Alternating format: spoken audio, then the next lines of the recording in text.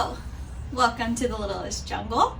Today I'm going to be doing a much anticipated video on my hanging pots. So if you follow me on Instagram, you know about 6 months to 8 months ago I was looking for ways to dress up the sad, boring part of my patio, and with the help of a few Instagram friends we came up with these hanging pots. Today I'm going to show you how we make them.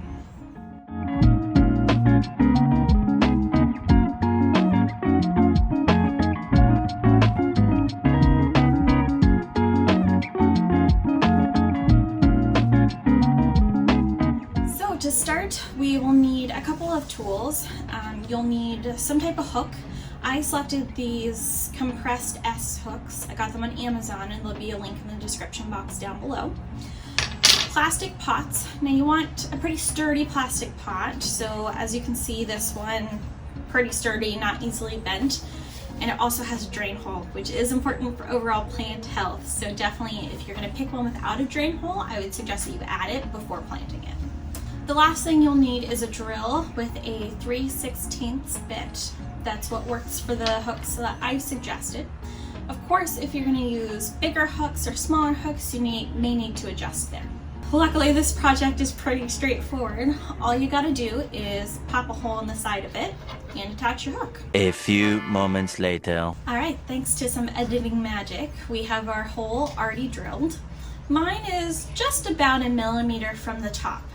If you're using a pot that's much more flexible, you may need to adjust where your hole is. You want to make sure that it's going to be sturdy enough that it won't break or tear through. Now, with this compressed hook, I'm going to use the compressed side to go through the pot. I'll show you why in just a minute. Now, with it through, it hangs pretty nicely. Of course, if it's up against some type of fencing or a wall, this will be held at slightly less of an angle. But if we turn the hook the other way, it moves a lot more.